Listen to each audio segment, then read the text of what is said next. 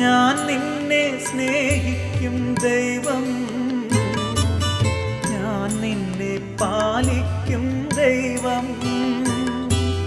ഞാൻ നിന്റെ മുറിവുകൾ സൗഖ്യപ്പെടുത്തും സുരജീവദായകൻ ദൈവം. ഞാൻ നിന്റെ മുറിവുകൾ സൗഖ്യപ്പെടുത്തും സുരജീവദായകൻ ദൈവം. ഭയപ്പെടേണ്ട മകനേ മകളേ, ഞാൻ നിന്റെ ദൈവമല്ലേ.